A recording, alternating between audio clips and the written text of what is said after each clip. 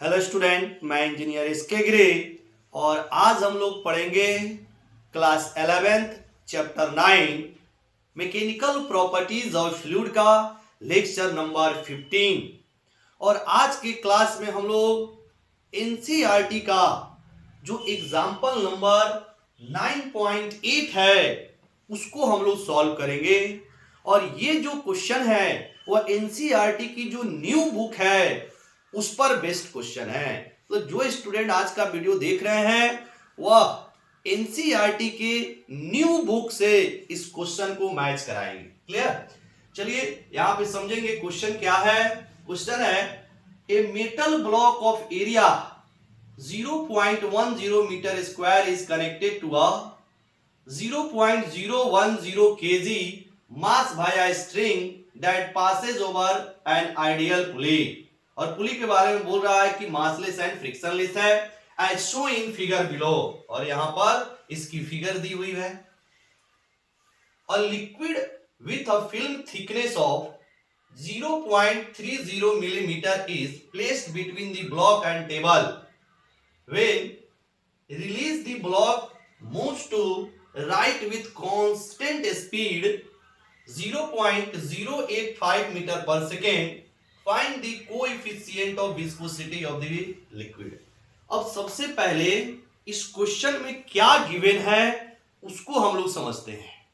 और इस क्वेश्चन को पहले हम आपको लॉज ऑफ मोशन वाले मेथड से सॉल्व करेंगे। फिर इसके बाद में जो एनसीईआरटी की कंसेप्ट है कोएफिशिएंट ऑफ विस्कोसिटी की जो डायरेक्ट फॉर्मूला है उसके बाद इस मेथड से हम लोग सॉल्व करेंगे। क्लियर? तो आइए पहले क्वेश्चन समझते हैं। बोल रहा है कि आपका यहां पर एक फिगर है। इस फिगर में एक जो ब्लॉक है वह एक टेबल पे रखा हुआ है और ब्लॉक और टेबल के बीच में आपका कोई लिक्विड का फिल्म है जिसका जो थिकनेस है वह दिया हुआ है इसकी 0.03 मिलीमीटर। तो सबसे पहले क्या गिवन है उसको लिखते हैं। यहां पर लिख रहे हैं जो गिवन है पहले इसको लिखते हैं। गिवन यहां सॉल्यूशन में सबसे पहले थिकनेस, मतलब यहां पर ये जो थिकनेस है यहां ध्यान दीजिएगा, ये वाली जो थिकनेस है इसको हम लोग डीजेड लिखते हैं क्योंकि डी लगने से जो आपका थिकनेस है वो बहुत ही छोटा हो जाएगा। मतलब फिजिक्स में अगर डी लगा के आप किसी फिजिकल क्वांटिटी को लिखते हैं इसका मतलब वो फिजिकल क्वांटिटी क्या है, वेरी वेरी स्मॉल है। तो यहां पर डीजेड यानी कि ये जो फिल्म का थिकनेस है उसको डीजेड बोले तो इसकी वैल्यू है 0.30 मिलीमीटर। अब इसको सॉल्व करेंगे तो 0.3 इंटू 10⁻³ मीटर हो जाएगा ऐसा यूनिट में। इसके बाद बोल रहा है कि जो ब्लॉक की एरिया है, यहां पर जो ब्लॉक है इसकी एरिया दिया हुआ है 0.10 मीटर स्क्वायर। इसको ऐसे भी लिख सकते हैं 0.1 मीटर स्क्वायर। इसके बाद यहां पर जो आपका ऑब्जेक्ट है जो स्ट्रिंग से आपका कनेक्टेड है इसकी मास दिया हुआ है। तो मान लीजिए यहां पर जो आपका ऑब्जेक्ट है इस ऑब्जेक्ट को हमने बोल दिया, इसकी मास को m2 बोल दिया। यहां पर जो ऑब्जेक्ट है इसकी मास को m2 बोल दिया तो m2 इज इक्वल टू हो जाएगा 0.01 kg। क्लियर? इसके बाद अब ये आपका जैसे इस ब्लॉक को रिलीज किया जा रहा है तो ये कांस्टेंट स्पीड से नीचे की ओर मूव कर रहा है। मतलब यहां पर जो स्पीड है वो क्या है, कांस्टेंट है। यानी कि यहां पर जो आपका v हो जाएगा 0.085 मीटर पर सेकेंड और ये क्या है, कांस्टेंट है। मान लो ये आपका स्पीड मतलब वेलोसिटी का मैग्नीट्यूड इसको मान ले स्पीड को, तो वेलोसिटी क्या है आपकी कांस्टेंट है, वो बिल्कुल इसकी डायरेक्शन भी एक ही बना रहेगा, एकदम से नीचे की ओर जाएगा यानी डायरेक्शन कांस्टेंट और वेलोसिटी की मैग्नीट्यूड यानी स्पीड कांस्टेंट। तो अगर स्पीड मतलब वेलोसिटी की मैग्नीट्यूड कांस्टेंट और डायरेक्शन कांस्टेंट हो जाए तो एक्सेलरेशन क्या हो जाएगा, ऑब्जेक्ट की एक्सेलरेशन 0 हो जाएगी। तो यहां पर एक्सेलरेशन 0 हो जाएगा इस कांस्टेंट स्पीड के कारण। उसके बाद क्या गिवन है, यही सारा चीज दिया हुआ है। भी और आपको निकालना क्या है, कोएफिशिएंट ऑफ, क्या निकालना है, विस्कोसिटी ईटा का मान निकालना है। अब देखिएगा इस v को, चूंकि ये आपका जो वेलोसिटी है इसकी वैल्यू बहुत ही आपका स्लो है, यानी कि 0.08 मीटर पर सेकेंड, यानी कि छोटी वैल्यू है, तो इसको भी हम d लगा के लिख सकते हैं dv। तो यहां पर आप देखेंगे अगर हम लोग dv बाई dz लिखें, यहां पर अगर हम लोग dv बाई dz लिखें, dv बाई dz, तो क्या हो जाएगा, dv की वैल्यू 0.085 डिवाइडेड बाई dz की वैल्यू 0.3 इंटू 10⁻³ क्लियर। और ये वेलोसिटी ग्रेडियंट के बराबर होता है, इसका यूनिट क्या हो जाएगा, पर सेकेंड। ठीक है, अब आइए पहले हम लोग इस क्वेश्चन को क्या करते हैं, लॉज ऑफ मोशन के अकॉर्डिंग इसको सॉल्व करते हैं। सबसे पहले क्या करेंगे, ये जो ब्लॉक है इसकी मास को हम m1 मान लेते हैं। तो m1 की अगर फ्री बॉडी डायग्राम ड्रॉ करेंगे तो m1 पर एक नॉर्मल फोर्स लगेगा ऊपर की ओर, और यहां पर जो रोप आपका फोर्स लगाएगा वो टेंशन फोर्स, इसका नीचे वेट काम करेगा m2 इंटू जी। और ये ब्लॉक अगर आपको आगे की ओर यानी फॉरवर्ड डायरेक्शन में मूव कर रहा है, इसका मतलब है इस फिल्म के द्वारा इस पर एक विस्कस फोर्स लगेगा जो इसके रिलेटिव मोशन को अपोज करेगा, वह पीछे की ओर ऐसे। ये जो ब्लॉक की एक्सेलरेशन है एक्स डायरेक्शन में भी आपका 0 है और वाई डायरेक्शन में भी 0 है, क्योंकि वाई डायरेक्शन में तो ये ब्लॉक चलेगा नहीं, रेस्ट में रहेगा वाई डायरेक्शन में, जिसके कारण एक्सेलरेशन 0 है। और एक्स डायरेक्शन में ये जो ब्लॉक, अगर इसको एक्स डायरेक्शन बोले तो एक्स डायरेक्शन में ये ब्लॉक चल रहा है, लेकिन इसकी जो स्पीड है वो कांस्टेंट है, जिसके कारण आपका एक्सेलरेशन क्या होगा, 0 होगा। इसकी फ्री बॉडी डायग्राम ड्रॉ करेंगे तो क्या हो जाएगा, ऊपर की ओर टेंशन लगेगा, नीचे की ओर क्या लगेगा, m2 इंटू जी लगेगा। क्लियर।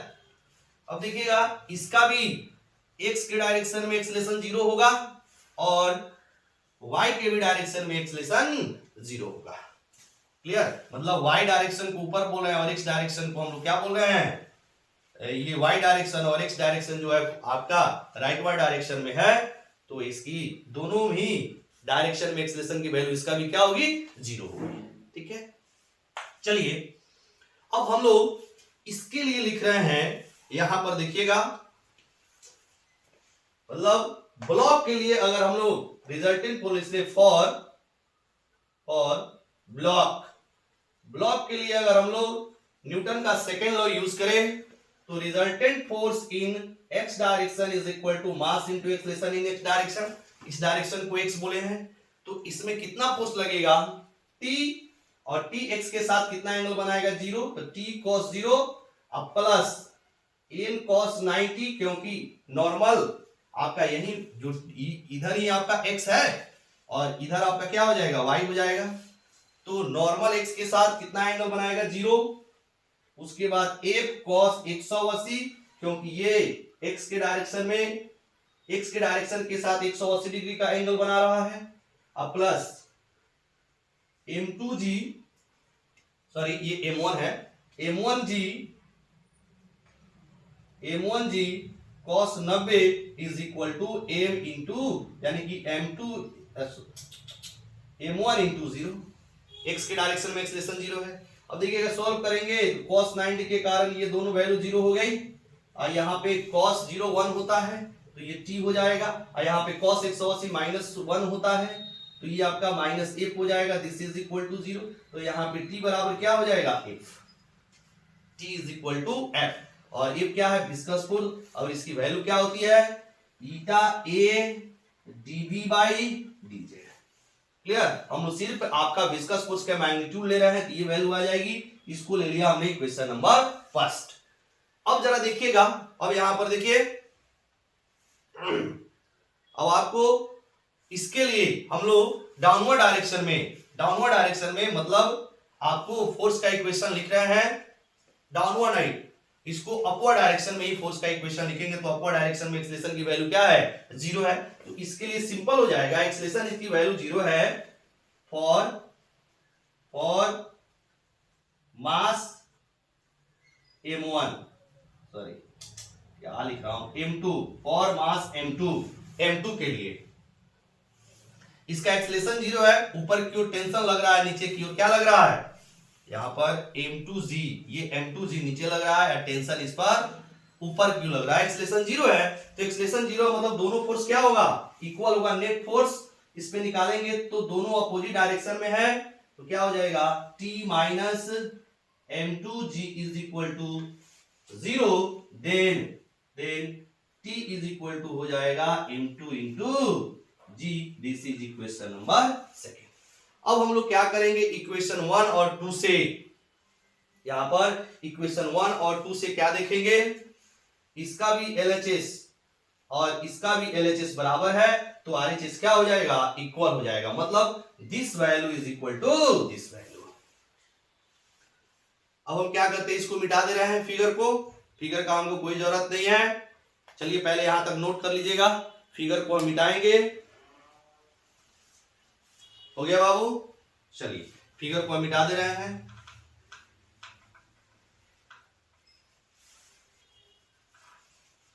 फिगर को यहां से हमने मिटा दिया।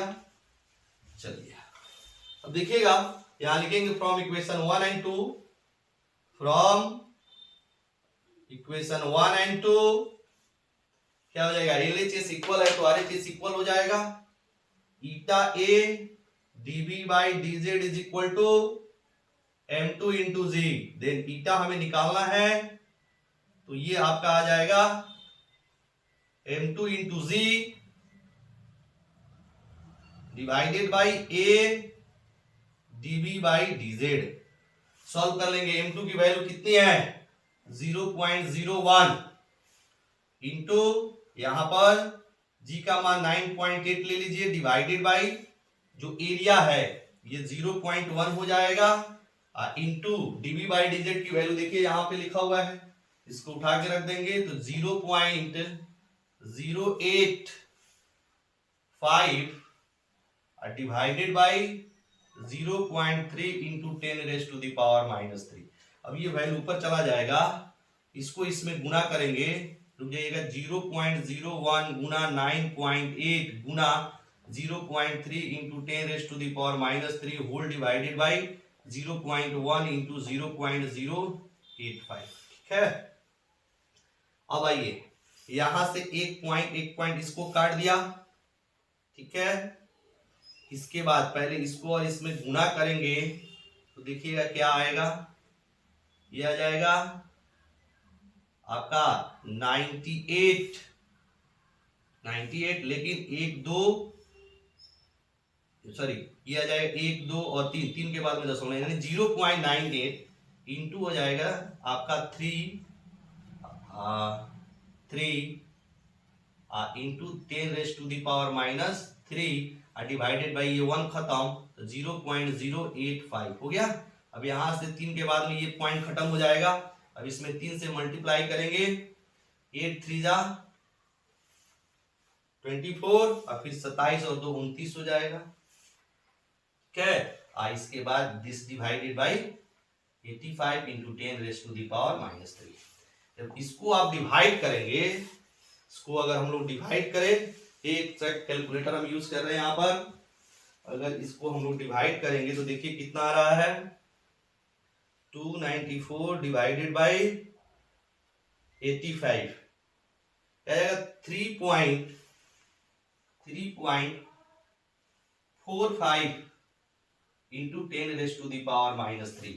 और आप निकाले क्या है, ये आप निकाले हैं कोएफिशिएंट ऑफ विस्कोसिटी, तो क्या आएगा न्यूटन सेकेंड पर मीटर स्क्वायर, यही यूनिट आता है न्यूटन सेकेंड पर मीटर स्क्वायर, या फिर इसको पास्कल सेकेंड भी बोलते हैं। न्यूटन पर मीटर स्क्वायर को हम लोग पास्कल बोलते हैं, सेकेंड का सेकेंड हो गया पास्कल सेकेंड। तो ये हो गई आपका ये हो गया आपका न्यूटन्स लॉ ऑफ मोशन के अकॉर्डिंग इस क्वेश्चन का सॉल्यूशन, ठीक है।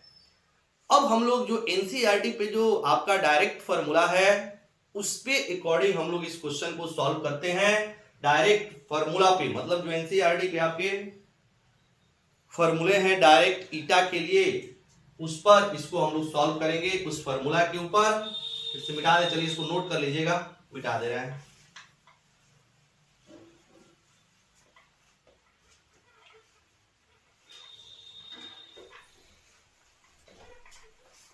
यहां पर देखिएगा डायरेक्ट फार्मूला कैसे यूज करता है इसमें, मतलब फार्मूला बोलती है एनसीईआरटी के according eta is equal to shear stress upon strain rate. और जब इसको हमने सॉल्व किया था, ये आया था एफ आपका एफ अपॉन ए और इंटू वी बाई एल, और यही एल ऊपर चला जाता है तो F L divided by A into V या वी इंटू ए। क्लियर? ये फॉर्मूला है डायरेक्ट आपका कोएफिशिएंट ऑफ विस्कोसिटी का अकॉर्डिंग टू एनसीईआरटी, और इसको हमने थ्योरी में भी कराया है। ठीक है, तो अब वहां से भी लेक्चर नंबर जो आपका कौन सा होगा 13 में आप जाके देखेंगे तो वहां पे हमने इस फार्मूला को डिराइव किया है, उस वहां से इस फार्मूला को आप याद कर सकते हैं, है कि नहीं। अब देखिएगा यहां पर जो आपका डायग्राम था कुछ ऐसे था, ध्यान देंगे। ये आपका फिल्म पर ब्लॉक रखा हुआ था, ब्लॉक को एक पुली के हेल्प और स्ट्रिंग के हेल्प से एक ऑब्जेक्ट को यहां लटकाया गया है, और इस ऑब्जेक्ट का जो मास है वो 0.01 केजी के बराबर है। तो इस ब्लॉक पर जो फोर्स लगेगा वह टेंशन फोर्स लगेगा। इस ब्लॉक पर जो इस ब्लॉक पर जो शियरिंग फोर्स लगेगा, वो कौन सा होगा? टेंशन फोर्स, है कि नहीं? Tension force. तो यहां पर एफ का काम कौन करेगा? टेंशन करेगा। तो यहां पर लिख सकते हैं eta is equal to t l divided by v into a, और टी किसके बराबर हो जाएगा? ये टेंशन, क्योंकि इसकी एक्सेलरेशन जीरो है।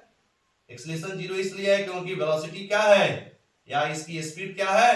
कांस्टेंट है, एक्सेलरेशन जीरो है। तो इस ब्लॉक के लिए अगर हम लिखेंगे तो जितना टेंशन लगेगा और उतना ही इस पर क्या लगेगा? mg लगेगा। टेंशन और mg बराबर होगा, तो यहां पर t किसके बराबर हो जाएगा? mg के इक्वल हो जाएगा, और आपका l का l हो गया डिवाइडेड बाई, और l क्या है? फिल्म की आपका थिकनेस है, डिवाइडेड बाई v इंटू ए। अब सॉल्व करेंगे, m का मान यहां रख देंगे 0.01 इंटू g का मान 9.8, और l क्या है? l है आपका फिल्म का थिकनेस है, तो यहां पर फिल्म का thickness 0.33 into 10⁻³ whole divided by velocity दिया हुआ है 0.085 इंटू एरिया जो दिया हुआ है वो कितना है? तो 0.1 मीटर स्क्वायर। इसको सॉल्व करेंगे तो 3.45 इंटू 10⁻³ न्यूटन सेकेंड पर मीटर स्क्वायर और पास्कल सेकेंड, यही आएगा। यानी कि डायरेक्ट फार्मूला जो कोएफिशिएंट ऑफ विस्कोसिटी की डायरेक्ट फार्मूला है आपका, वो होता है shear stress divided by strain rate, और शियर स्ट्रेस निकालने के लिए एफ अपॉन ए कर दिया, स्ट्रेन रेट का मान हो जाएगा आपका v बाई एल, और ये एल चला जाता है ऊपर, f L divided by v into a हो जाएगा। और यहां पर जो एफ है वो कौन सा फोर्स है? तो शियर फोर्स है, और शियर फोर्स क्या है? इस ब्लॉक पे जो फोर्स लग रहा है टेंशन वाली, वही आपका शियर फोर्स का काम करेगा। तो यहां पर फोर्स की जगह पे आप क्या लिख देंगे? टी लेंगे, तो टेंशन फोर्स है, और ये टेंशन फोर्स यहां पे आप देखेंगे ये आपका जो ब्लॉक है इसकी एक्सेलरेशन जीरो है, इसीलिए टेंशन और आपका mg दोनों इक्वल होगा, तो टेंशन की जगह आप mg लिख देंगे। l जो होता है वो फिल्म की थिकनेस है, और यहाँ पे v और ये दिया है, या सारी वैल्यू को रख देंगे, सॉल्व करेंगे। जो अभी हमने सॉल्व किया इसकी वैल्यू आ जाएगी 3.45 इंटू 10⁻³ पास्कल सेकेंड या न्यूटन सेकेंड पर मीटर स्क्वायर। क्लियर? तो ये था आपका एग्जाम्पल नंबर 9.8। अब चलिए हम लोग इसका 9.9 भी देख लेते हैं, जो एनसीईआरटी का एग्जाम्पल है। इसमें हम लोग को निकालना है कोएफिशिएंट ऑफ विस्कोसिटी का वैल्यू, इसमें निकालना है। इसमें भी अब ये जो क्वेश्चन है यहां पे हम लिख रहे हैं, चलिए नोट कर लीजिएगा, मिटा दे रहे हैं इसको।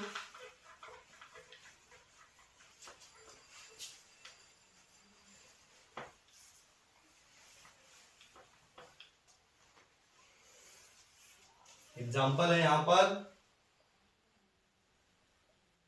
एनसीईआरटी का एग्जांपल है 9.9।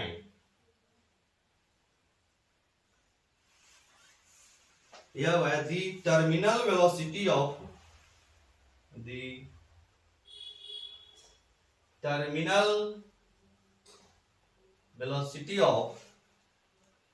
a copper ball of radius 2 millimeter या 2.0 millimeter falling through a tank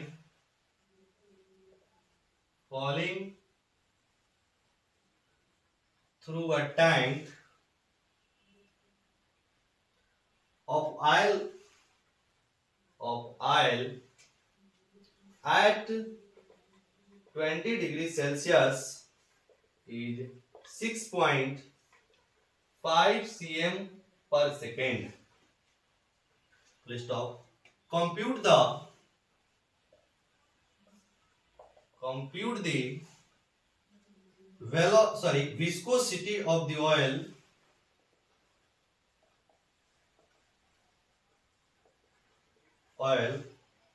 at 20 degrees Celsius.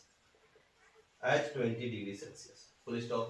उसके बाद दिया हुआ है density of oil is 1.5 into 10 raised to the power 3 kg per meter cube and दूसरा दिया है density of copper is 8.9 into 10 raised to the power 3 kg per meter। ये है क्वेश्चन, ठीक है। अब हम लोग को इस क्वेश्चन को सॉल्व करना है। फिर से वही काम करेंगे, जो गिवन है उसको लिखिए। सॉल्यूशन में दिया हुआ है कॉपर बॉल की रेडियस यानी आर की वैल्यू दिया हुआ है 2 mm। 2 mm को हम क्या लिख सकते हैं, 2 into 10 raised to the power 3 metre लिख सकता हूं। उसके बाद बोल रहा है कि जो इसकी टर्मिनल वेलोसिटी है वो कितना है, 6.5 यानी कि vt दिया हुआ है 6.5 cm पर सेकेंड। तो इसको लिख सकते हैं 6.5 into 10 raised to the power -2 metre पर सेकेंड, ऐसा लिखा जा सकता है। उसके बाद दिया है विस्कोसिटी ऑफ ऑयल। तो ऑयल का विस्कोसिटी 20 डिग्री सेल्सियस पे हमको निकालना है, ये दिया हुआ नहीं है। मतलब आपको ईटा की वैल्यू निकालनी है। और दिया क्या है, डेंसिटी ऑफ ऑयल, मतलब दिया हुआ है आपका डेंसिटी ऑफ ऑयल यानी कि हम लोग फ्लूइड की डेंसिटी या फिर लिक्विड की डेंसिटी को यहाँ पे रो से लिख रहे हैं। तो ये वैल्यू दिया है 1.5 into 10 raised to the power 3 kg पर मीटर क्यूब। और जो आपका कॉपर है यानी कि जो सॉलिड की, कॉपर क्या है, सॉलिड, ये सॉलिड की जो डेंसिटी है वो दिया हुआ है कॉपर का, वो सिग्मा से हम लोग यहाँ पे लिख रहे हैं। तो ये है आपका 8.9 into 10 raised to the power 3 kg पर मीटर क्यूब। अब इसके लिए डायरेक्ट फॉर्मूला है। आपका कॉपर बॉल है, स्फेरिकल है, तो स्फेरिकल बॉल के लिए या फिर स्फेरिकल ऑब्जेक्ट के लिए हम लोग के पास डायरेक्ट फॉर्मूला है टर्मिनल वेलोसिटी के लिए, यानी कि terminal velocity is equal to होता है 2/9 eta r square g into sigma minus rho. ये डायरेक्ट फॉर्मूला है हमारे पास। अब इस डायरेक्ट फॉर्मूला का यूज करके ईटा निकाल सकते हैं। देखिएगा यहां से ईटा अगर हम लोग निकाले, क्रॉस मल्टीप्लाई कर दिया तो 2r square G sigma minus rho whole divided by 9 into VT. मतलब ये आपका चला गया वीटी के पास और वीटी चला गया ईटा के पास, यही आएगा। सारी वैल्यू हमें पता है, तो ईटा इज इक्वल टू क्या हो जाएगा, 2 का 2 हो गया इंटू आर की value 2 into 10 raised to the power -3 का स्क्वायर हो जाएगा इंटू 9.8 हो गया। अच्छा, ये जी का मान हो गया 9.8। सिग्मा कितना है, सिग्मा इसको मैं यहाँ पे नीचे लिख रहा हूं जी, यहाँ पर सिग्मा की जो वैल्यू 8.9 इंटू 10⁻³ माइनस रू की वैल्यू 1.5 इंटू 10⁻³ ये होल डिवाइडेड बाई किया जाएगा 9 और वीटी की जो वैल्यू है वो कितनी है तो 6.5 इंटू 10⁻⁻²। ठीक है। अब देखिएगा जब इसको सॉल्व करेंगे तो ईटा इज इक्वल टू 2 ये हो जाएगा 2 इंटू 2 का स्क्वायर हो जाएगा 4 और 10⁻⁻6 और इन दोनों में 10⁻³ क्या है 10⁻³ कॉमन आ जाएगा तो 10⁻³ कॉमन हो गया, सॉरी -3 नहीं +3 कॉमन हो गया तो ये हो जाएगा 8.9 माइनस 1.5 अब होल डिवाइडेड बाई, अब इसको आप क्या करेंगे थोड़ा सा सॉल्व करते हैं तो 9 बचे ये 45 हो गया और ये आ जाएगा 50 9 छक 54 और 4 58 4 एक सेकेंड 5 और 54 4 58 ये 58.5 आ गया। इसको मल्टीप्लाई करने के बाद 10⁻⁻²। अब जब इसको अब सॉल्व करेंगे तो देखिएगा क्या आता है ईटा इज इक्वल टू, अब इसमें देखेंगे तो ये 4 इंटू 2 8 हो गया। ठीक है, अच्छा ये वैल्यू ऊपर जा रहा है, पहले इसको 10⁻³ कर दिया -6 और ये वैल्यू ऊपर गया, रुक जाइए पहले इसको सॉल्व कर लिया जाए, ये आ जाएगा 8.9 माइनस 1.5 ये आ जाएगा 7.4। अच्छा ये 10⁻³ और ये ऊपर से चला गया तो 10⁻² हो गया और होल डिवाइडेड बाई 58.5। ठीक है, अब देखिएगा ईटा इज इक्वल टू, अगर हम इसको सॉल्व करें क्या आ जाएगा 8 चौका 32, ठीक है, और 7 अठे 56 आएगा, 56 और 2 58, ये आ जाएगा 58.2 और जब इसको सॉल्व करेंगे तो 10⁻³ ये 5 और ये -1 हो जाएगा और होल डिवाइडेड बाई 58.5।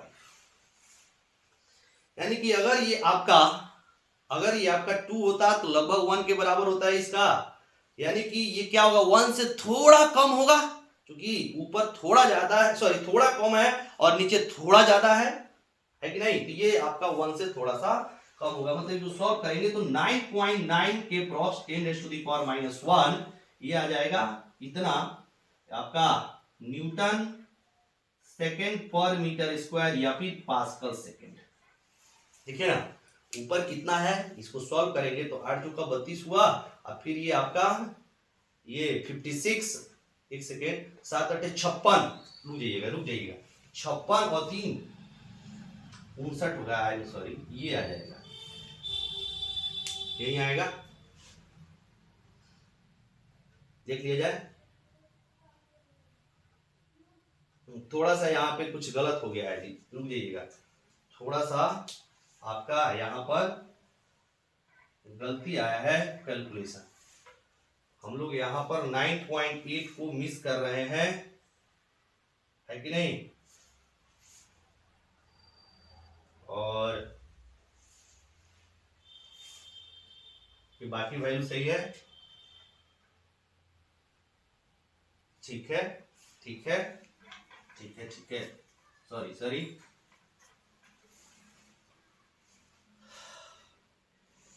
यहाँ पर देखिएगा कहीं पर हम लोग यहाँ पर 9.8 मिस कर रहे हैं, थीटा इज इक्वल टू, इसको यहाँ पे मैं लिख दे रहा हूँ 9.8, ये जो वैल्यू है वो छूट रहा था 9.8 और इसको भी यहाँ पर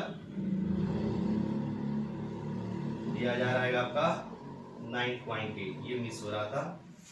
अब इसको जब सॉल्व कर रहे हैं तो 9.8 इंटू और ये आ गया था आपका 8 चौका 32 और ये आपका 7 अठे 56, ये आपका 59 आ जाएगा इतना, होल डिवाइडेड बाई किया जाएगा 58.5, ठीक है, और इंटू 10⁻⁻1, इसको सॉल्व करेंगे। अब ठीक है, अब जरा इसको कैलकुलेट करते हैं, थोड़ा सा यहाँ पर कैलकुलेटर से तो देखते हैं क्या आता है, 9.8 इंटू 59.2 क्या जाएगा 580.16।